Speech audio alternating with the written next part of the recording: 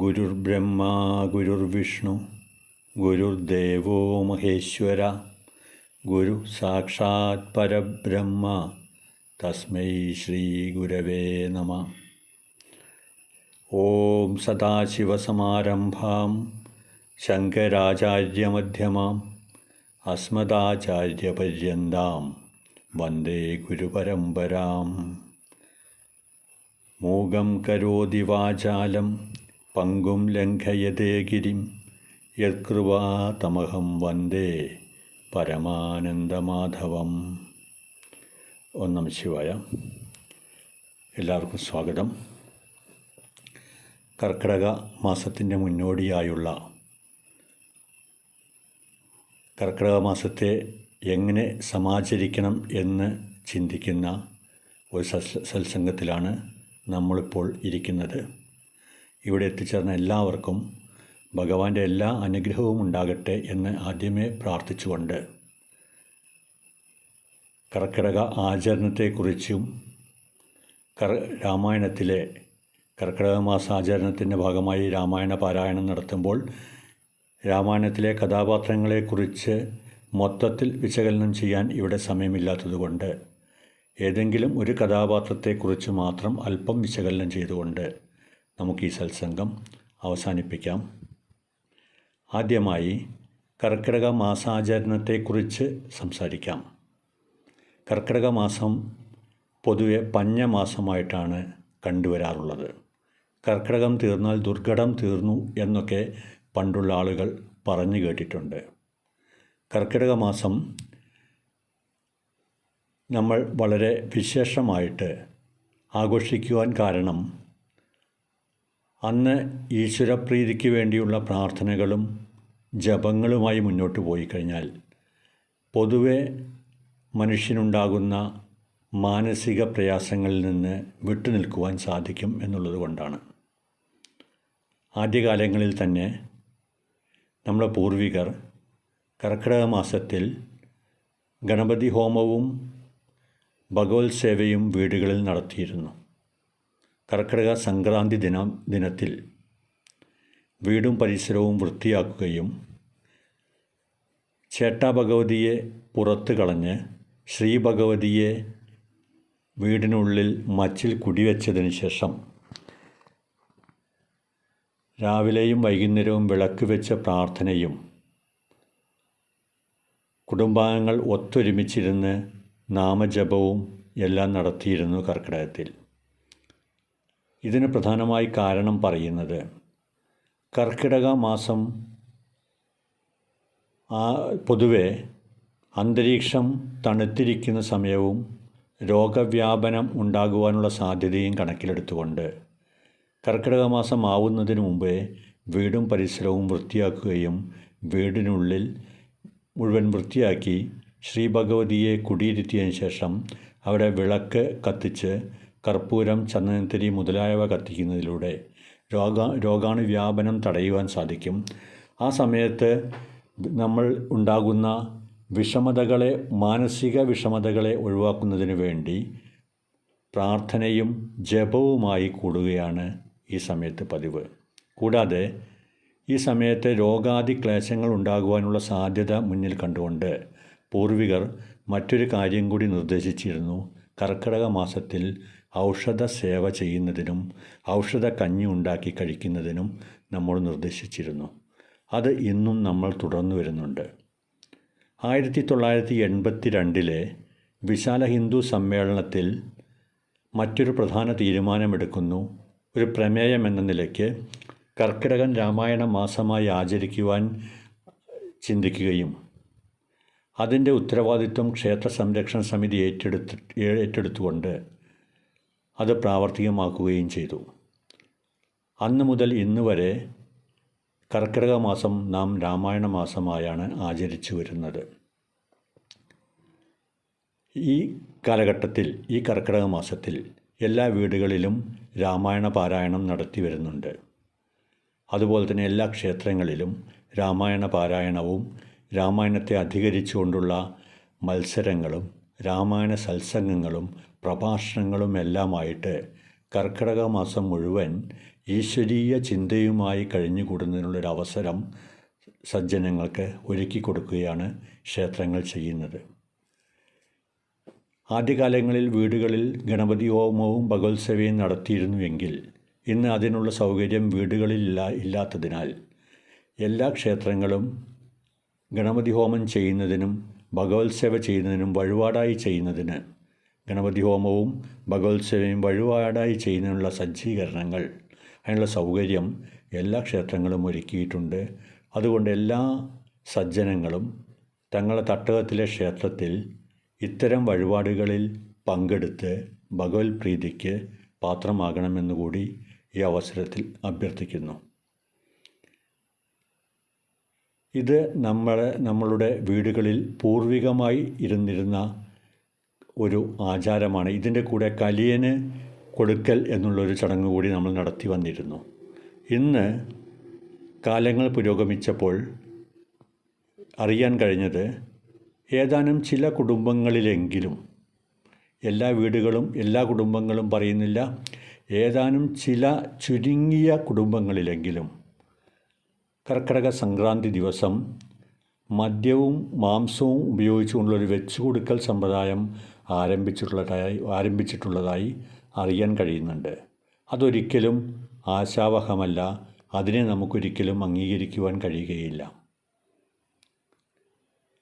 ഇത് കണ്ട് വളരുന്ന യുവത്വം ഈ സംസ്കാരം അവർക്ക് അനുയോജ്യമായ രീതിയിൽ മാറ്റുന്നതിനും അതിൻ്റെ ഫലമായി മദ്യത്തിൻ്റെയും മയക്കുമരുന്നിൻ്റെയും ഉപയോഗം വർദ്ധിതമാകുന്നതിനും സാധ്യതയുണ്ട് എന്നുള്ളതിനാൽ ഇത്തരം പ്രവണതകൾ നമ്മൾ ഒഴിവാക്കിക്കൊണ്ട് അന്നേ ദിവസം നമ്മൾ പൂർവികരാൽ ആചരിച്ചു വന്നിരുന്ന രീതിയിൽ തന്നെ നല്ല രീതിയിൽ കർക്കിടക സംക്രാന്തി ആചരിക്കണം എന്നുള്ളതാണ് ഈ അവസരത്തിൽ പറയുന്നത്. കൂടാതെ കർക്കിടക ആചരണത്തെക്കുറിച്ച് പല വ്യക്തികളും ഇതിനു മുമ്പും പലതും സംസാരിച്ചിട്ടുള്ളതിനാൽ അതിനെപ്പറ്റി കൂടുതലായിട്ട് ഇനിയൊന്നും പറയാനില്ലാത്തതിനാൽ ആ വിഷയം അവിടെ അവസാനിപ്പിച്ചുകൊണ്ട് രാമായണത്തിലെ ഒരു കഥാപാത്രത്തെക്കുറിച്ച് അല്പം ചിന്തിച്ചതിന് ശേഷം നമുക്ക് ഈ സത്സംഗം അവസാനിപ്പിക്കാവുന്നതാണ്. രാമായണത്തിലെ ഭരത രാജകുമാരനെക്കുറിച്ച് അധികമാരും പറഞ്ഞ് കേട്ടിട്ടില്ല. അതുകൊണ്ട് ഭരത രാജകുമാരൻ്റെ പ്രവർത്തനങ്ങളെക്കുറിച്ച്, അദ്ദേഹത്തിൻ്റെ കർമ്മങ്ങളെക്കുറിച്ച് അല്പം ചിന്തിച്ച് നമുക്ക് അവസാനിപ്പിക്കാം. ശ്രീമദ് ഭഗവത്ഗീതയിൽ കർമ്മയോഗത്തെക്കുറിച്ച് 2-ാം അധ്യായത്തിൽ 47-ാം ശ്ലോകമായി ഒരു ഉപദേശം ഉണ്ട്. ഭഗവാൻ കൊടുക്കുന്ന ഉപദേശം: കർമ്മണ്യേവാധികാരസ്തേ മാ ഫലേഷു കദാചന മാ കർമ്മഫലഹേതുർഭൂ മാ ദേ സംഗോസ്തു അകർമ്മണി. നിനക്ക് കർമ്മം ചെയ്യുന്നതിന് മാത്രമേ അധികാരമുള്ളൂ, ഫലത്തിൽ ആഗ്രഹം പാടില്ല. ഫലം കിട്ടണമെന്ന ആഗ്രഹത്തോടെ കർമ്മം ചെയ്യരുത്. എന്നാൽ കർമ്മം ചെയ്യാതിരിക്കുന്നതിലും നിനക്ക് സംഘം അഥവാ താൽപ്പര്യം അരുത് എന്നാണ് ഈ ശ്ലോകത്തിൻ്റെ അർത്ഥം. കർമ്മം ചെയ്യുക, കർമ്മഫലത്തിൽ നമുക്ക് അധികാരമില്ല. കർമ്മം ചെയ്യുക നമ്മുടെ ലക്ഷ്യം, കർമ്മഫലം തരും ഈശ്വരനല്ലോ എന്ന് പറയാറുണ്ട്. ഭരതൻ്റെ ഓരോ പ്രവർത്തനവും നമുക്കിതിന് ഉദാഹരണമായിട്ട് എടുക്കാവുന്നതാണ്. ഏറ്റവും പ്രധാനമായിട്ട് ജന്മനാൽ രാജ്യം തനിക്ക് കൈവശം വന്നിട്ട് പോലും, അത് പറയുമ്പോൾ ചെറിയൊരു സംശയം വരാം, എങ്ങനെ ജന്മനാൽ രാജ്യം തൻ്റെ കൈവശം വന്നു എന്ന് പറയുന്നുവെന്ന്. ദശരഥ മഹാരാജാവ് കൈകേയിയെ വിവാഹം കഴിക്കുന്ന സമയത്ത് ഒരു വാക്ക് കൊടുക്കുന്നുണ്ട്, കൈകേയിയിൽ തനിക്കുണ്ടാകുന്ന മകനെ അടുത്ത രാജാവായി വാഴിക്കാമെന്ന്. അങ്ങനെ കൈകേയിക്കുണ്ടാകുന്ന മകനായ ഭരതന് ജന്മനാൽ അയോധ്യ രാജ്യം അവകാശപ്പെട്ടതാണ്. എന്നാൽ തനിക്ക് ലഭിച്ചിട്ടുള്ള ആ അയോധ്യ രാജ്യം കുട്ടിക്കാലം മുതലേ രാമന് വിട്ടുകൊടുത്തുകൊണ്ടാണ് ഭരത രാജകുമാരൻ വളർന്നു വന്നിരുന്നത്.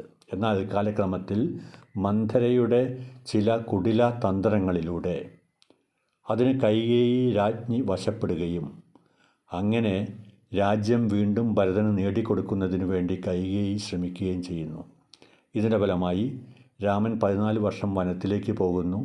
ഈ സമയത്ത് കേകയ രാജ്യത്തായിരുന്ന ഭരതരാജകുമാരൻ തിരിച്ചു വരുന്ന സമയത്ത് അമ്മയെപ്പോലും ചീത്ത പറഞ്ഞുകൊണ്ട്, പരമാവധി മോശമായ വാക്കുകൾ ഉപയോഗിച്ച് അമ്മയെ വഴക്ക് പറഞ്ഞുകൊണ്ട് രാമനെ തിരിച്ചു കൊണ്ടുവരാൻ വേണ്ടി ചതുരംഗ സേനയുമായി കാട്ടിലേക്ക് പോകുന്ന ഭരതരാജകുമാരനെ നമുക്ക് കാണുവാൻ സാധിക്കും. എന്നാൽ പിതാവിൻ്റെ ആജ്ഞ നിറവേറ്റുവാനാണ് താൻ തയ്യാറായിരിക്കുന്നത്, പിതാവിൻ്റെ ആജ്ഞ ധിക്കരിക്കുകയില്ല എന്ന് പറഞ്ഞുകൊണ്ട് വനവാസം തന്നെ തിരഞ്ഞെടുക്കുന്ന രാമൻ ഭരതനോട് രാജ്യം ഭരിച്ചുകൊള്ളുവാൻ ആവശ്യപ്പെടുന്നു. അപ്പോൾ രാജ്യം താൻ ഭരിക്കില്ല എന്നും രാമൻ്റെ പ്രതിപുരുഷനായി മാത്രമേ രാജ്യം താൻ ഭരിക്കുകയുള്ളൂ എന്നും പറഞ്ഞ് രാമൻ്റെ പാദുകം വാങ്ങിക്കൊണ്ടുവന്ന് സിംഹാസനത്തിൽ വെച്ച് രാമന് വേണ്ടി രാജ്യഭാരം ഏൽക്കുന്ന ഭരതരാജകുമാരനെ നമുക്കവിടെ കാണുവാൻ സാധിക്കും. രാജ്യം സ്വന്തം കയ്യിൽ വന്നിട്ട് പോലും അതിൻ്റെ സുഖലോലുപതയിൽ ഒരു ലേശം പോലും സംഘം വരാതെ, താല്പര്യമില്ലാതെ സന്യാസ ജീവിതം നയിച്ചുകൊണ്ട് നന്ദി ഗ്രാമത്തിൽ താമസിച്ചുകൊണ്ട് രാമന് വേണ്ടി രാജ്യം ഭരിക്കുന്ന രാമനിൽ ഈ കർമ്മയോഗ സിദ്ധാന്തം നമുക്ക് വ്യക്തമായും കാണുവാൻ സാധിക്കും. ഓരോ ജോലിയും ചെയ്യുന്നത് ഭഗവത് അർപ്പിതമായിട്ട്, അല്ലെങ്കിൽ രാമന് വേണ്ടി മാത്രമാണ് ഭരതൻ രാജ്യം ഭരിക്കുന്നത്.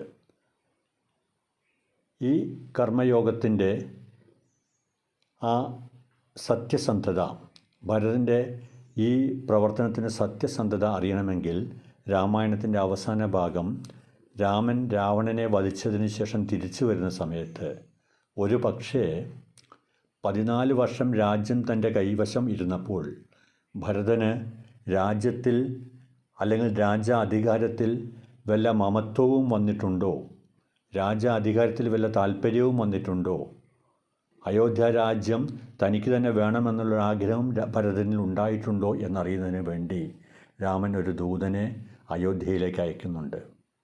ആ ദൂതൻ വരുന്ന സമയത്ത് ഭരതരാജകുമാരൻ കൃത്യം 14 വർഷത്തിനുള്ളിൽ ശ്രീരാമചന്ദ്രപ്രഭു വന്നിട്ടില്ല എങ്കിൽ ചിതയൊരുക്കി അതിൽ ആത്മഹൂതി ചെയ്യും എന്നുള്ള തൻ്റെ പ്രതിജ്ഞ നിറവേറ്റുന്നതിന് വേണ്ടി ചിതയൊരുക്കി കാത്തിരിക്കുകയായിരുന്നു. ചിതയൊരുക്കി കാത്തിരിക്കുന്ന ഭരതരാജകുമാരൻ്റെ വിവരം അറിഞ്ഞ രാമൻ എത്രയും പെട്ടെന്ന് അയോധ്യയിലെത്തുകയും രാജ്യഭാരം ഏറ്റെടുക്കുകയും ചെയ്യുന്നു. 14 വർഷത്തോളം രാജ്യം തന്നെ കൈവശം ഇരുന്നിട്ട് പോലും അതിലൊരു സംഘവുമില്ലാതെ രാമന് വേണ്ടി രാജ്യം ഭരിച്ച ആ ഭരത രാജകുമാരൻ്റെ പ്രവർത്തനങ്ങളെല്ലാം തന്നെ കർമ്മയോഗ സിദ്ധാന്തത്തിന് ഏറ്റവും ഉത്തമമായ ഉദാഹരണമായിട്ട് നമുക്ക് കാണുവാൻ സാധിക്കും. ഇവിടെ ഇന്നത്തെ ആനുകാലിക കാലഘട്ടത്തിൽ, ഇന്നത്തെ ഈ കാലഘട്ടത്തിൽ കസേരയ്ക്ക് വേണ്ടി അടിപിടി കൂടുന്ന, അധികാരത്തിന് വേണ്ടി വടംവലി നടത്തുന്ന ഓരോരുത്തരെ കാണുന്ന സമയത്ത് ഈ ചരിത്രം നമ്മൾ അല്പം ഓർത്തിരുന്നുവെങ്കിൽ ഇത്തരം പ്രശ്നങ്ങളൊന്നും നമ്മളുടെ സംസ്ഥാനത്തോ നമ്മുടെ രാജ്യത്തോ ഉണ്ടാവുകയില്ല. നമ്മൾ പഠിച്ചു വന്നത് മുഴുവൻ ഇത്തരം കർമ്മ സംസ്കാരങ്ങളാണ്. എന്നാൽ എവിടെയോ വെച്ച് അതെല്ലാം നമുക്ക് കൈവിട്ടുപോയി. അതിൻ്റെ ഫലമായാണ് ഈ കർമ്മയോഗ സിദ്ധാന്തമൊന്നും ഇന്ന് നടപ്പിൽ വരാതിരിക്കുന്നത്. ഇന്ന് നമുക്ക് ചുറ്റും അധികാര വടംവലി മാത്രമാണ് കാണുന്നത്. സ്വന്തം സ്ഥലത്തിൻ്റെ അതിർത്തി പോലും അല്പം മാറിയാൽ മടാളും ആയുധവും എടുത്ത് എതിർചേരിയിലേക്ക് അവരെ വെട്ടുവാൻ ഒരുങ്ങുന്ന, അവരെ വെട്ടി വകവരുത്തുവാൻ തയ്യാറാകുന്ന ആളുകളെ, അല്ലെങ്കിൽ സ്വാർത്ഥ താല്പര്യം വെച്ച് പുലർത്തുന്ന ആളുകളെ മാത്രമേ കാണുവാൻ സാധിക്കുന്നുള്ളൂ. അത്തരം ഒരു സന്ദർഭത്തിലാണ് ഭരത രാജകുമാരൻ്റെ ഈ കഥ കൂടുതൽ പ്രധാനപ്പെട്ടതായി വരുന്നത്. നമ്മൾ ചെയ്യുന്ന ഓരോ കർമ്മവും ഭഗവത് അർച്ചനയായി ചെയ്യണം എന്നാണ് ഭഗവത്ഗീതയിൽ പറയുന്നത്. അതുതന്നെ മറ്റു പല സ്ഥലത്തും നമുക്ക് കാണുവാൻ സാധിക്കും. യാതൊന്നു കാൺമതതു നാരായണ പ്രതിമ, യാതൊന്നു ചെയ്വതതു നാരായണാർച്ചനകൾ, യാതൊന്നു കേൾപ്പതത് നാരായണ ശ്രുതികൾ, യാതൊന്നു ഇതൊക്കെ ഹരിനാരായണായ നമ എന്ന് ഹരിനാമകീർത്തനത്തിലും നമുക്ക് കാണുവാൻ സാധിക്കും. ഭഗവത്ഗീതയിൽ ഭഗവാൻ പറയുന്നു, യഥ പ്രവൃത്തിർ ഭൂതാനാം യേന സർവമിതം തദം സ്വകർമ്മണാത്തം അഭ്യർച്ച സിദ്ധിം വിന്ദതി മാനവ എന്ന് പറയുന്നു. യാതൊന്നിൽ നിന്നാണോ ഈ കാണായ പ്രപഞ്ചം മുഴുവൻ വന്നിട്ടുള്ളത്, ഈ കാണായ പ്രപഞ്ചം മുഴുവൻ ഉരുത്തിരിഞ്ഞു വന്നത് ഏതൊരു ശക്തിയിൽ നിന്നാണോ, ഏതൊരു ശക്തി വിശേഷം കൊണ്ടാണോ ഈ പ്രകൃതി നിലനിൽക്കുന്നത്, നമ്മളുടെ ഓരോ കർമ്മവും ആ ഭഗവാന് വേണ്ടി അർച്ചനയായി ചെയ്തുകൊണ്ടിരുന്നാൽ നമ്മളെ കർമ്മങ്ങളെല്ലാം ശുദ്ധമാകും, നമ്മൾ ചെയ്യുന്ന പ്രവർത്തനങ്ങളെല്ലാം സത്യസന്ധമായിരിക്കും. അങ്ങനെ നമ്മളെ കർമ്മങ്ങൾ ശുദ്ധമാക്കുന്നതിലൂടെ, അതോടൊപ്പം തന്നെ കർമ്മം ചെയ്യാതിരിക്കൽ എന്നുള്ളൊരവസ്ഥ ഇല്ലാതെയാക്കുന്നതിലൂടെ നമ്മളെ സംസ്കാരം, നമ്മളെ കുടുംബം, നമ്മളെ സമൂഹം, നമ്മളെ രാഷ്ട്രം എല്ലാം പുരോഗതിയിലേക്ക് എത്തുന്നതിന് എത്തിക്കുന്നതിന് നമുക്ക് കഴിയും. അതിനാകട്ടെ ഈ രാമായണ മാസത്തിലെ നമ്മളുടെ ആചരണങ്ങളൊക്കെ ഈ ഒരു സന്ദേശം എല്ലാവരിലും എത്തിക്കുന്നതിന് വേണ്ടി സ്വാർത്ഥ താല്പര്യങ്ങൾ പരമാവധി ഒഴിവാക്കി പരസ്പര സ്നേഹത്തിലും വിശ്വാസത്തിലും കഴിയുന്നതിനുള്ള ഒരവസരം നമുക്കിടയിൽ ഉണ്ടാക്കുന്നതിന് വേണ്ടി ഉള്ള ശ്രമമാകട്ടെ ഈ രാമായണ മാസം എന്ന് പറഞ്ഞുകൊണ്ട് നമുക്ക് അവസാനിപ്പിക്കാം. ലോക സമസ്ത സുഖിനോ ഭവന്തു. ഓം നമഃ ശിവായ. എല്ലാവർക്കും നന്ദി, നമസ്കാരം. ഓം നമഃ ശിവായ. തീർത്ഥാടന ഗ്രൂപ്പിലെ എല്ലാവർക്കും സ്വാഗതം.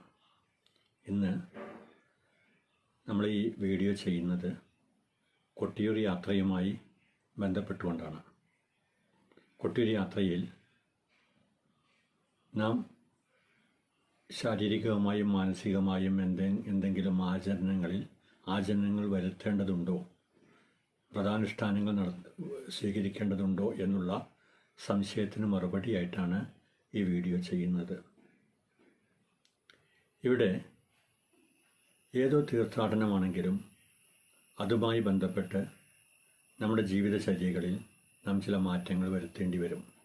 ശബരിമല തീർത്ഥാടന വേളയിൽ നാം 41 ദിവസത്തെ വ്രതം എടുക്കാറ് പതിവുണ്ട്. അതുപോലെ തന്നെ കൊട്ടിയൂർ തീർത്ഥാടന വേളയിലും നമ്മൾ ചില വ്രതാനുഷ്ഠാനങ്ങളൊക്കെ ശീലിക്കേണ്ടതുണ്ട്. ഏതൊക്കെ രീതിയിലുള്ള വ്രതമാണ് സ്വീകരിക്കേണ്ടത്, വ്രതത്തിൽ ഏതൊക്കെ രീതിയിലുള്ള കാര്യങ്ങളാണ് നമ്മൾ സ്വീകരിക്കേണ്ടത് എന്നുള്ളതാണ് പ്രധാനമായിട്ടും ചർച്ച ചെയ്യേണ്ടത്. ഏതാണ്ട് ശബരിമല വ്രതത്തിനോടനുബന്ധിച്ച് അതുമായി ബന്ധപ്പെട്ട രീതിയിൽ തന്നെ നാം ഇവിടെയും വ്രതം എടുക്കണം. പ്രധാനപ്പെട്ട കാര്യങ്ങളെക്കുറിച്ച് മാത്രം ഇവിടെ സംസാരിക്കാം. ആദ്യമായി ഈശ്വര ദർശനത്തിനായി പോകുന്ന അല്ലെങ്കിൽ തീർത്ഥാടനത്തിന് പോകുന്ന നമ്മൾ ആദ്യമായി ശീലിക്കേണ്ടത് ഭക്ഷണത്തിൽ വരുത്തേണ്ട മാറ്റമാണ്. ഇവിടെ കൊട്ടിയൂർ തീർത്ഥാടനത്തിന് ഒരുങ്ങുന്ന നമ്മൾ ഓരോരുത്തരും സസ്യാഹാരം മാത്രമേ ഭക്ഷിക്കുവാൻ പാടുള്ളൂ. നോൺ വെജിറ്റേറിയൻ ഭക്ഷണം ഒരിക്കലും ഒരു ഉപാസനാ ക്രമത്തിന് യോജിച്ചതല്ല. അതുകൊണ്ട് എല്ലാവരും സസ്യാഹാരം മാത്രം ഈ വ്രതകാലയളവിൽ ഭക്ഷിക്കുവാൻ ശ്രദ്ധിക്കണം. സസ്യേതര ഭക്ഷണങ്ങൾ നമ്മളുടെ മാനസിക വ്യാപാരങ്ങളെ സ്വാധീനിക്കാൻ സാധ്യതയുണ്ട്. അതുകൊണ്ട് ഈ വ്രത കാലഘട്ടത്തിൽ നമ്മൾ സസ്യാഹാരം മാത്രം ശീലിക്കുക എന്നുള്ളതാണ് അഭികാമ്യം. രണ്ടാമതായി, ഏതൊരു തീർത്ഥാടനവും വിജയകരമാകണമെങ്കിൽ, നമ്മൾ ഉദ്ദേശിച്ച ലക്ഷ്യം പൂർത്തീകരിക്കണമെങ്കിൽ ബ്രഹ്മചര്യ ദീക്ഷ അത്യാവശ്യമാണ്. ശബരിമല തീർത്ഥാടന വേളയിലും ബ്രഹ്മചര്യ ദീക്ഷ എടുക്കാറുണ്ട്. ഇവിടെയും അതുപോലെ ബ്രഹ്മചര്യ ദീക്ഷ എടുക്കേണ്ടത് അത്യാവശ്യമാണ്. അതിന് നാം ഓരോരുത്തരും തയ്യാറാകണം. മൂന്നാമതായി, ലഹരി വസ്തുക്കളുടെ ഉപഭോഗമാണ്. ഒരു വ്രതാനുഷ്ഠാനം എടുക്കുന്ന സമയത്ത് ലഹരി വസ്തുക്കൾ ഉപയോഗിക്കുവാൻ പാടില്ല. ലഹരി വസ്തുക്കൾ എന്ന് പറയുമ്പോൾ വെറ്റില മുറുക്കാണെങ്കിലും സിഗരറ്റ് വലിക്കലാണെങ്കിലും എല്ലാം വ്രത കാലഘട്ടത്തിൽ നമ്മൾ ഒഴിവാക്കേണ്ടതാണ്. തുടർന്ന് ഒരു നിശ്ചിത ലക്ഷ്യത്തിന് വേണ്ടി, ഒരു കൃത്യമായ ലക്ഷ്യത്തിന് വേണ്ടി നാം മുന്നേറുമ്പോൾ ആ ലക്ഷ്യം പൂർത്തീകരിക്കുന്നതിന് ചില മന്ത്രോപാസനകൾ ആവശ്യമായി വന്നേക്കാം. ഇവിടെ കൊട്ടിയൂർ ദർശന ശ്രീ ശിവപെരുമാളെ ദർശിക്കാൻ പോകുന്ന നമുക്ക് അനുയോജിച്ച ഒരു മന്ത്രം എന്ന് പറയുന്നത് ഓം നമഃ ശിവായ എന്നുള്ളതാണ്. അപ്പോൾ ഓരോരുത്തരും കുളി കഴിഞ്ഞ് ശുദ്ധമായ വസ്ത്രം ധരിച്ചതിന് ശേഷം വിളക്ക് കൊളുത്തി അതിന് മുമ്പിലിരുന്ന് ഓം നമഃ ശിവായ മന്ത്രം 108 പ്രാവശ്യം ജപിക്കുക എന്നത് ഈ വ്രത കാലഘട്ടത്തിൽ ഒരു ശീലമാക്കി മാറ്റുക. ഇതാണ് പ്രധാനപ്പെട്ട 4 കാര്യങ്ങളായിട്ട് പറയുന്നത്. ആദ്യമായിട്ട് സസ്യാഹാരം മാത്രം ശീലിക്കുക. രണ്ടാമതായി പൂർണ്ണമായും ബ്രഹ്മചര്യ ദീക്ഷ. ആദ്യമായി പൂർണ്ണമായും സസ്യാഹാരം ശീലിക്കുക. രണ്ടാമതായി ബ്രഹ്മചര്യ ദീക്ഷ സ്വീകരിക്കുക. മൂന്നാമതായി ലഹരി വസ്തുക്കളുടെ ഉപഭോഗം ഇല്ലാതെയാക്കുക. നാലാമതായി ഒരു മന്ത്രം ഉപാസനയ്ക്കായിട്ട് വ്രത കാലഘട്ടത്തിൽ തിരഞ്ഞെടുക്കുക. അതിവിടെ ഓം നമഃ ശിവായ എന്നുള്ളതാണ് ഉത്തമമായിട്ടുള്ളത്. ഇനി നമ്മൾ യാത്ര തുടങ്ങുന്നതിന് മുമ്പ് ഒരു കാര്യം കൂടി ചെയ്തു തീർക്കേണ്ടതായിട്ടുണ്ട്. കുളി കഴിഞ്ഞ് പോകാനുള്ള ഡ്രസ്സൊക്കെ ഇട്ട് ശുദ്ധമായി പുറത്തേക്ക് ഇറങ്ങുന്നതിന് മുമ്പായിട്ട് വിളക്ക് വെച്ചതിന് ശേഷം ഒരു തുണിക്കഷ്ണത്തിൽ അല്പം അരിയും തുളസിയിലയും നാണയവും വെച്ച് നാണയവും വെച്ച് പ്രാർത്ഥിക്കുക. നമ്മളെ ആഗ്രഹങ്ങളും നമ്മുടെ വിഷമതകളും എല്ലാം ഭഗവാനോട് പ്രാർത്ഥിച്ചതിന് ശേഷം വീട്ടിലെ വല്ലവരും ഇത്തരത്തിൽ പ്രാർത്ഥിക്കാൻ തയ്യാറാകുന്നുണ്ടെങ്കിൽ അവരും ഓരോ നാണയം ഇതിനകത്ത് വെച്ച് അവരും കൂടി പ്രാർത്ഥിച്ചതിന് ശേഷം ആ തുണി കെട്ടി തൻ്റെ കയ്യിൽ വെച്ച് വേണം വരുവാൻ. ഇത് പേഴ്സിലോ പോക്കറ്റിലോ വെച്ച് വരാവുന്നതാണ്. നമ്മൾ ഇത് കൊട്ടിയൂരെത്തിയാൽ മണ്ണാരം ചെയ്യാൻ കൊണ്ടുപോകുന്നത് ഇതാണ്. അതിൻ്റെ കാര്യങ്ങൾ അപ്പോൾ പറഞ്ഞുതരും. അപ്പോൾ യാത്ര പുറപ്പെടുന്നതിന് മുമ്പ് വിളക്ക് വെച്ചതിന് ശേഷം ഒരു തുണിയിൽ അരിയും തുളസിയിലയും നാണയവും വെച്ച് പ്രാർത്ഥിച്ചതിന് ശേഷം അത് കെട്ടി കൈവശം വെച്ച് വേണം വരുവാൻ. ഇത്രയുമാണ് കൊട്ടിയൂർ യാത്രയുമായി ബന്ധപ്പെട്ട് ഏകദേശം പറയാനുള്ളത്. കൂടുതലൊന്നും പറയുന്നില്ല. കൂടുതൽ പറയാൻ നിന്നാൽ സമയം കൊട്ടിയൂർ അമ്പലത്തെപ്പറ്റിയോ അല്ലെങ്കിൽ ഉത്സവത്തെപ്പറ്റിയോ ഒന്നും ഇവിടെ പ്രസ്താവിക്കുന്നില്ല. വ്രതാനുഷ്ഠാനത്തെപ്പറ്റി മാത്രം. വ്രതാനുഷ്ഠാനം എന്ന് പറയുമ്പോൾ ഏതൊരു ആധ്യാത്മിക സാധന ചെയ്യുന്ന വ്യക്തിയും എന്താണ് കൃത്യമായ ജീവിതത്തിൽ എന്ത് വ്രതമാണ് എടുക്കേണ്ടതെന്ന് ഭഗവത്ഗീതയിൽ ഭഗവാൻ കൃത്യമായി പറയുന്നുണ്ട്. 6-ാം അധ്യായത്തിൽ ധ്യാനയോഗത്തിൽ ഭഗവാൻ പറയുന്നു, യുക്താഹാര വിഹാരസ്യ യുക്തചേഷ്ടസ്യ കർമ്മസു യുക്തസ്വപ്നാവബോധസ്യ യോഗോ ഭവതി ദുഃഖഃ എന്ന് വ്യക്തമായി പറഞ്ഞിട്ടുണ്ട്. അത് നമുക്കിവിടെയൊക്കെ സ്വീകരിക്കാം. ഏതൊരു വ്രതാനുഷ്ഠാനത്തിലും അത് നമുക്ക് സ്വീകരിക്കാം. യുക്താഹാര വിഹാരസ്യ, യുക്തമായ ആഹാരം യുക്തമായ അളവിൽ, അമിതമായി ഭക്ഷിക്കരുത്. യുക്തമായ ആഹാരം യുക്തമായ അളവിൽ ഭക്ഷിക്കുക. വിഹാരം നടത്തം എന്ന് പറയാം, അല്ലെങ്കിൽ വ്യായാമം എന്ന് പറയാം. ഭക്ഷണം കൃത്യമായ അളവിൽ കഴിക്കുക. ശാരീരിക വ്യായാമം കൃത്യമായി ഉണ്ടായിരിക്കുക. തീർത്ഥാടന വേളയിൽ ഇത് രണ്ടും നിർബന്ധമാണ്. കൃത്യമായ ആഹാരം കൃത്യമായ അളവിൽ മാത്രം, അധികമായിട്ട് കഴിക്കരുത്. കൃത്യമായ വ്യായാമങ്ങൾ അല്ലെങ്കിൽ പ്രാണായാമങ്ങൾ എല്ലാം ശീലിക്കണം. യുക്താഹാര വിഹാരസ്യ യുക്തചേഷ്ടസ്യ കർമ്മസു, കർമ്മങ്ങളിൽ യുക്തമായ ചേഷ്ടകൾ വേണം. യുക്തമായ രീതിയിലെ കർമ്മങ്ങൾ ചെയ്യുവാൻ പാടുകയുള്ളൂ. കർമ്മം എന്നുള്ളതുകൊണ്ട് ശാരീരിക, മാനസിക, വാചികമായ എല്ലാറ്റിനെയും, പഞ്ചേന്ദ്രിയങ്ങൾ കൊണ്ട് ചെയ്യുന്ന എല്ലാറ്റിനെയും കർമ്മമായി ഗണിക്കേണ്ടി വരും. മനസ്സുകൊണ്ടോ ശരീരം കൊണ്ടോ വാക്കുകൊണ്ടോ ഒന്നും ചീത്ത പ്രവൃത്തികൾ ഒരിക്കലും ചെയ്യരുത്. ഓരോ ചെയ്യുന്ന കാര്യവും ഭഗവത് അർച്ചനയായി കൊണ്ട് ചെയ്യുക. അതാണ് ഇവിടെ ശ്രദ്ധിക്കേണ്ടത്. യുക്തചേഷ്ടസ്യ കർമ്മസു യുക്തസ്വപ്നാവബോധസ്യ, കൃത്യമായ സമയത്ത് ഉറങ്ങുകയും കൃത്യമായ സമയത്ത് ഉണരുകയും ഉറക്കത്തിൻ്റെയും ഉണർന്നിരിക്കുന്നതിൻ്റെയും സമയം കൃത്യമാക്കുക. ഇത് ഒരു സാധകനെ സംബന്ധിച്ച് അത്യാവശ്യമാണ്. സാധന ചെയ്യുന്ന സമയത്ത് ഉറക്കം തൂങ്ങിയിരിക്കുന്നതെല്ലാം സാധനയെ ബാധിക്കും. അപ്പോൾ യുക്തസ്വപ്നാവബോധസ്യ, അവബോധ സമയത്തും സ്വപ്ന സമയത്തും കൃത്യതയുണ്ടായിരിക്കണം. അടുത്തതായിട്ട് ഈ 3 കാര്യങ്ങൾ ഇത് എന്ത് ചെയ്യും? യോഗോ ഭവതി ദുഃഖഃ, ദുഃഖങ്ങളെ ഇല്ലാണ്ടാക്കി തരും. നമ്മളെ എല്ലാ ദുഃഖങ്ങളും ഈ രീതിയിൽ ജീവിച്ചാൽ ഇല്ലാതെയാക്കാൻ സാധിക്കും. യുക്താഹാരവിഹാരസ്യ യുക്തചേഷ്ടസ്യ കർമ്മസു യുക്തസ്വപ്നാവബോധസ്യ യോഗോ ഭവതി ദുഃഖഃ. അപ്പോൾ അത് പറഞ്ഞു എന്നേയുള്ളൂ. ഭഗവത്ഗീതയിൽ ഭഗവാൻ കൃത്യമായി വ്രതാചരണങ്ങളെ പറ്റിയിട്ട് തീർത്ഥാടന വേളയിലൊക്കെ സ്വീകരിക്കേണ്ട, ഉപാസന വേളയിൽ സ്വീകരിക്കേണ്ട ശാരീരിക മാനസിക വ്യാപാരങ്ങളെക്കുറിച്ച് വ്യക്തമായി പറഞ്ഞിട്ടുണ്ടെന്ന് പറഞ്ഞു എന്നേയുള്ളൂ. ഏതായാലും ഈ തീർത്ഥയാത്ര എല്ലാവർക്കും ഭഗവത് അനുഗ്രഹം ലഭിക്കുന്നതിന് പാത്രമാകട്ടെ, അല്ലെങ്കിൽ എല്ലാവർക്കും ഭഗവാന്റെ അനുഗ്രഹം ഈ തീർത്ഥയാത്രയിൽ ലഭിക്കാൻ ഇടവരട്ടെ.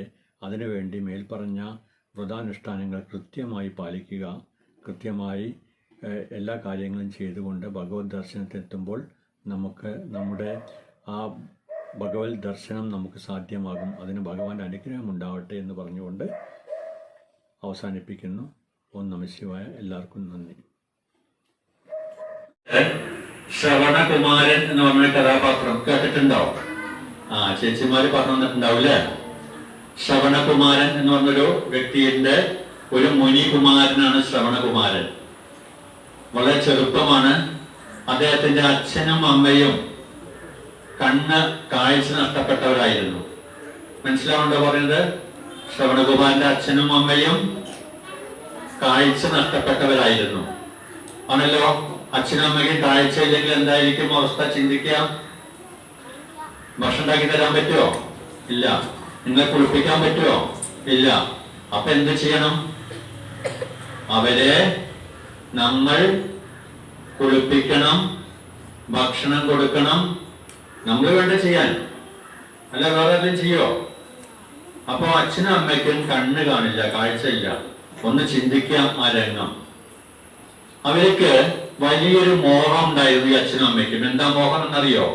കാശിക്ക് ഒരു തീർത്ഥയാത്ര പോകണമെന്ന്. കാശിക്ക് എവിടേക്കാണ്? കാശിക്ക് തീർത്ഥയാത്ര പോണം. കുറേ ദൂരം പോണം. കണ്ണു കാണാതെ പോകാൻ പറ്റുമോ? അപ്പൊ എന്ത് ചെയ്യണം? അവരെ കൊണ്ടുപോകണം. അവർക്ക് മോഹമുണ്ട് പോവാൻ. അപ്പൊ മക്കളായ നമ്മൾ അവരെ കൊണ്ടുപോകണം. അപ്പൊ ശ്രവണകുമാരൻ വിചാരിച്ചു ഇവരെ എങ്ങനെയായാലും കാശിക്ക് കൊണ്ടുപോകണം എന്ന് മനസ്സുകൊണ്ട് തീർച്ചയാക്കി. തൊട്ടടുത്ത വീട്ടിൽ പോയിട്ട് അവിടെ മരം കൊണ്ടൊരു കാവ് എന്ന് പറഞ്ഞാൽ ഇങ്ങനെ വലിയൊരു ദണ്ടാണ്, വലിയ വടിയാണ്, ഒരു വലിയ വടി. അങ്ങനെ വടി ഉണ്ടാക്കിച്ചിട്ട് വലിയൊരു മരത്തിന്റെ വലിയൊരു പട്ടിക പോലത്തെ സാധനം ഉണ്ടാക്കിയിട്ട് അതിന് രണ്ട് സൈഡിലും കയറിൽ ഓരോ കൊട്ട തൂക്കിയിട്ടു. ശ്രദ്ധിക്കാ പറഞ്ഞത്. ഈ കൊട്ട എന്തിനാണ്? ഒന്നില് അമ്മയെ ഇരുത്തുക, മറ്റേല് അച്ഛനെ ഇരുത്തുക. എന്നിട്ട് എന്ത് ചെയ്യാ? എന്നിട്ട് വലിച്ചങ്ങനെ കൊണ്ടുപോകാം. അങ്ങനെയല്ലേ ചെയ്യാ? പൊക്കിക്കൊണ്ടുപോവാ. എങ്ങനെ പൊക്കിക്കൊണ്ടുപോവാ? തോൾ വയ്ക്കുക അല്ലെ? ആ കാവ് തോൾ വയ്ക്കും. ഒരിക്കലും അച്ഛനിരിക്കും, ഒരിക്കലും അമ്മ ഇരിക്കും. അങ്ങനെ ആ കാവ് ഉയർത്തി പിടിച്ചുകൊണ്ട് കാശിക്ക് യാത്ര ചെയ്തുകൊണ്ടിരിക്കുകയാണ്. കൊടും കാട്ടിലൂടെ കടം പോവാൻ. കാട്ടിൽ എന്തൊക്കെ ഉണ്ടാവുക? സിംഹം ഉണ്ടാവും, പുലി ഉണ്ടാവും, ആന ഉണ്ടാവും. ശ്രവണകുമാരന്റെ കയ്യിൽ വല്ല ആയുധം ഉണ്ടോ? എന്താ ചെയ്യാ? മൃഗങ്ങൾ വന്നാൽ ഭഗവാനെ വിളിക്കാം അല്ലേ? രണ്ട് ഈശ്വരന്മാർ നമ്മുടെ കയ്യിലുണ്ട്. അച്ഛനും അമ്മയും ഒപ്പമുണ്ട്. മാതാപിതാ ഗുരു ദൈവം പഠിച്ചില്ലേ നമ്മള്? അപ്പൊ രണ്ട് ദൈവങ്ങൾ നമ്മുടെ ഒപ്പം തന്നെ ഉണ്ട്, രണ്ട് ഈശ്വരന്മാര്. പിന്നെ നമ്മുടെ ഉള്ളിലും ഉണ്ട് ഒരു ശക്തി. പിന്നെയോ ഈശ്വരനെയും വിളിക്കുക, സാക്ഷാ പരമാത്മാവിനെയും വിളിക്കുക. വേറെ രക്ഷയില്ല. കാട്ടിക്കൂടെ അങ്ങനെ പോയിക്കൊണ്ടിരിക്കുകയാണ്. കുറെ കഴിഞ്ഞു നടന്ന് കുറെ കഴിഞ്ഞപ്പോ ക്ഷീണിച്ചു. കുറെ നടക്കുമ്പോ ക്ഷീണിക്കില്ലേ? അച്ഛനെയും അമ്മയെയും എടുത്താ കൊണ്ടുപോകുന്നത്. അങ്ങനെ കുറെ നടന്നപ്പോ ക്ഷീണിച്ചു. രാത്രിയായി. ആനയുടെ അലർച്ച കേൾക്കുന്നുണ്ട്, സിംഹത്തിന്റെ ഗർജനം കേൾക്കുന്നുണ്ട്. ഒരു മരത്തിന്റെ ചുവട്ടില് ആരിരുന്നു? ശ്രവണകുമാരൻ അച്ഛനെയും അമ്മയെയും അവിടെ ഇരുത്തിയിട്ട് വിശ്രമിക്കാനിരുന്നു. ആ സമയത്ത് അച്ഛൻ പറഞ്ഞു, ദാഹിച്ചിട്ട് വയ്യ മോനെ എന്ന് പറഞ്ഞു. കാട്ടിലാണ് അല്ലേ? വെള്ളത്തിന്റെ പാത്രം എടുത്ത് നോക്കുമ്പോ വെള്ളം ഒട്ടുമില്ല അതിനകത്ത്. അപ്പൊ എന്ത് ചെയ്യണം? അച്ഛന് ദാഹമുണ്ടല്ലേ? വെള്ളം കൊടുക്കണ്ടേ? എവിടുന്ന വെള്ളം കിട്ടിയ കാട്ടില്? അരുവികൾ ഉണ്ടാവില്ലേ? ഈ അരുവി നോക്കിയിട്ട് ശ്രവണകുമാരൻ നടന്നുപോയി. അപ്പൊ ഈ കാട്ടിലൊക്കെ അരുവികളോടുന്ന പക്ഷികളുടെ ഒക്കെ ശബ്ദം കേൾക്കാം. അപ്പൊ അങ്ങനെ ശബ്ദം കേട്ട സ്ഥലത്തേക്ക് നോക്കി പോയിട്ട് ഒരു അരികിൽ പോയിട്ട് വെള്ളം മുക്കിക്കൊണ്ടിരിക്കുക. ചെറിയൊരു ഒരു മൊന്ത പോലത്തെ ഒരു കുടം പോലത്തെ ചെറിയ പാത്രത്തില് വെള്ളം മുക്കിക്കൊണ്ടിരിക്കുമ്പോ ദശരഥ മഹാരാജാവ് ആ കാട്ടിലുണ്ടായിരുന്നു. ദശരഥ മഹാരാജാവ് വേട്ടയ്ക്ക് വരിക എന്ന് പറഞ്ഞാൽ നായാട്ടിന് വരിക എന്ന് പറഞ്ഞാൽ എന്താണ്? എന്താ നായാട്ടിന് വരികയാണെന്ന് പറഞ്ഞാൽ, നമ്മൾ ഗുരുപൂർണിമ ആഘോഷിക്കുന്നത് കൃഷ്ണദ്വൈപായനന്റെ ജന്മദിനമായ ആഷാഢ മാസത്തിലെ പൗർണമി ദിവസമാണെങ്കിലും അതിനും എത്രയോ കാലം മുമ്പ് മുതൽക്ക് ഈ ആഷാഢ മാസത്തിലെ പൗർണമി ദിനം ആചരിച്ചു വന്നിരുന്നു. ആദിയോഗിയായ പരമേശ്വരൻ മഹാശിവൻ ആ യോഗിയുടെ വേഷത്തിൽ വന്ന് ആദിയോഗിയായി വന്ന് ഹിമാലയ സാനുക്കളിൽ എത്തുകയും അവിടെ വെച്ച് സപ്തർഷികൾക്ക് യോഗവിദ്യ പഠിപ്പിക്കുകയും ചെയ്തത് ഇതേ ദിവസമാണ്. അതുകൊണ്ട് ശൈവർ ഗുരുപൂർണിമ നല്ല രീതിയിൽ ആഘോഷിച്ചു വരുന്നുണ്ട്. ശൈവര് ഗുരുപൂർണിമ നല്ല രീതിയിൽ ആഘോഷിച്ചു വരുന്നു. മറ്റൊരു പ്രാധാന്യം എന്ന് പറയുന്നത് ബുദ്ധമതക്കാരും ഗുരുപൂർണിമ ആഘോഷിക്കുന്നുണ്ട്. അതിന് കാരണം എന്താണെന്ന് ചോദിച്ചാൽ, ബുദ്ധന് ബോധോദയം ഉണ്ടായതിനു ശേഷം തനിക്ക് ലഭിച്ച അറിവുകൾ പൊതുജന സമക്ഷം ആദ്യമായി അവതരിപ്പിച്ചത് ഈ ഗുരുപൂർണിമ ദിനത്തിലാണ്. തനിക്ക് ലഭിച്ച ആ അദമ്യമായ അറിവ് തന്റെ ധ്യാനത്തിലൂടെയും തന്റെ ആരാധനയിലൂടെയും തനിക്ക് ലഭിച്ച ആ അറിവ് പൊതുജനങ്ങൾക്ക് വേണ്ടി പങ്കുവെച്ച ദിവസമാണ് ആഷാഢ മാസത്തിലെ പൗർണമി ദിനം. അതുകൊണ്ട് ബുദ്ധമതക്കാരും ഗുരുപൂർണിമ നല്ല രീതിയിൽ ആഘോഷിച്ചു വരുന്നുണ്ട്. നിങ്ങൾ നോക്കിക്കഴിഞ്ഞാൽ ഭാരതത്തിലെ വിവിധ പ്രദേശങ്ങളിൽ ജീവിച്ചിട്ടുള്ള പലരും ഗുരുപൂർണിമ വളരെ ഒരു നല്ല വിശേഷ ദിവസമായി ആചരിച്ചു വരുന്നതായി കാണാൻ കഴിയും. നമ്മൾ ആചരിക്കുന്നത് വ്യാസ മഹർഷിയുടെ ജന്മദിനമായിട്ടാണ്. ഒരു ഗുരുവിന്റെ ജന്മദിനം. മഹാശിവൻ ആദ്യമായിട്ട്, പരമേശ്വരൻ ആദ്യമായിട്ട് ദക്ഷിണാമൂർത്തിയായി അവതരിച്ചുകൊണ്ടാണ് സപ്തർഷികൾക്ക് ഈ ജ്ഞാനം പകർന്നു കൊടുത്തതെങ്കിൽ നമ്മളെ വ്യാസ മഹർഷി മഹാഭാരതവും മഹാഭാഗവതവും അങ്ങനെയുള്ള കഥകളെല്ലാം എഴുതിക്കൊണ്ട് ഗുരുവായി അവതരിക്കുകയും ആ ഗുരുവിന്റെ ജന്മദിവസമാണ് നമ്മൾ ആചരിച്ചു വരുന്നത്. അപ്പോൾ ഗുരു എന്നാൽ എന്താണ് എന്ന് നമ്മളൊന്ന് ചിന്തിക്കണം. അധികം കൂടുതൽ പറയാൻ നമുക്ക് സമയമില്ല. ഗുരു എന്ന് പറഞ്ഞാൽ അതിന്റെ അർത്ഥമൊക്കെ ഇവിടെ പറഞ്ഞു. അന്ധകാരത്തെ നീക്കുന്ന ആളാണ് ഗുരു എന്ന് പറഞ്ഞു. നമ്മുടെ ഉള്ളിലുള്ള അജ്ഞാനമാകുന്ന തിമിരത്തെ, അന്ധകാരത്തെ ജ്ഞാനപ്രകാശം കൊണ്ട് ശോഭിപ്പിക്കുന്ന ആളെയാണ് നമ്മൾ ഗുരു എന്ന് പറയാറുള്ളത്. ഇവിടെ ഈ അറിവ്, ആ പരമമായ അറിവ്, നമുക്ക് ഗുരു പകർന്നു തരുന്ന ആ പരമമായ അറിവ് എന്താണ്? ഇനി ഒരു അറിവും ലഭിക്കാനില്ലാത്ത, മറ്റൊന്നും ലഭിക്കാനില്ലാത്ത പരമമായ അറിവാണ്. ഇത് ലഭിച്ചു കഴിഞ്ഞാൽ വേറെ യാതൊന്നും ലഭിക്കേണ്ടതില്ല. ഈ അറിവ് ലഭിച്ചാൽ മറ്റൊന്നും ലഭിക്കേണ്ടതില്ല. അതാണ് പരമമായ അറിവ് എന്ന് പറയുന്നത്. ആ അറിവ് എന്ന് പറയുന്നത് നിത്യാനിത്യ വസ്തു ബോധം വന്നതിലൂടെ. എന്താ നിത്യാനിത്യ വസ്തുബോധം? നിത്യമായിട്ടുള്ളതും അനിത്യമായിട്ടുള്ളതും എന്ത് എന്ന് മനസ്സിലാക്കുന്നതിലൂടെ, നിത്യാനിത്യ വസ്തു വിവേകത്തിലൂടെ നമ്മൾ ബോധവാന്മാരായിക്കൊണ്ട് നമ്മുടെ ആ നിത്യമായിട്ടുള്ള പരബ്രഹ്മത്തെ അല്ലെങ്കിൽ നമ്മുടെ ആത്മാവിനെ തിരിച്ചറിയുന്നതിനുള്ള ആ ഒരു വരം, അല്ലെങ്കിൽ ആ ഒരു അനുഗ്രഹം, അല്ലെങ്കിൽ ആ ഒരു ജ്ഞാനം നമുക്ക് പകർന്നു തരുന്ന വ്യക്തിയാണ് ഗുരു എന്ന് പറയുക.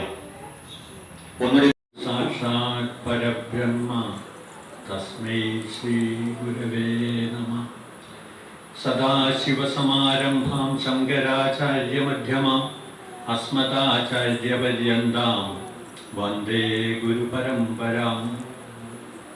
മൂകം കരോതി വാചാലം പങ്കും ലംഘയതേ ഗിരിം യത്കൃപാതമഹം വന്ദേ പരമാനന്ദമാധവം. ഓം നമഃ ശിവായ.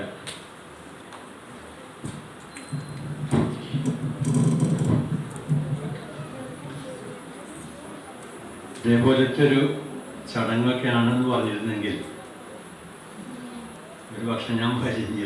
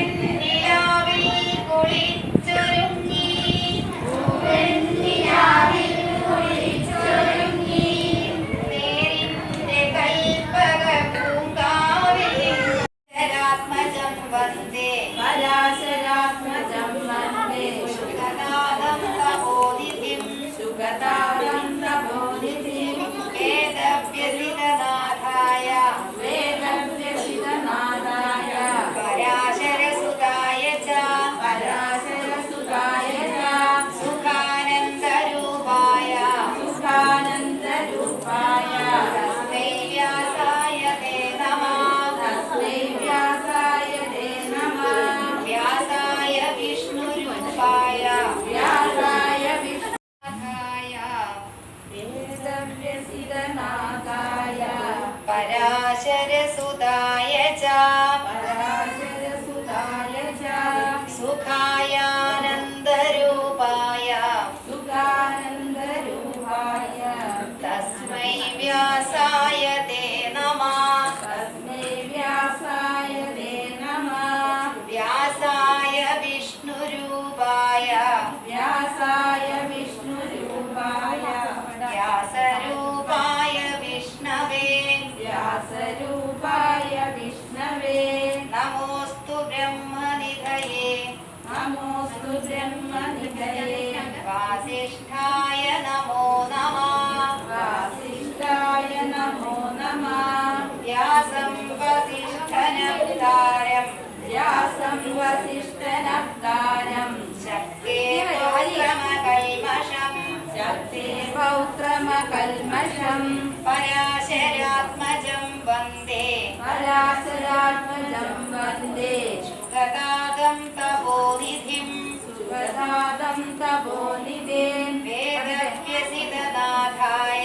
वेदव्यसितनाथाय पराशरसुताय च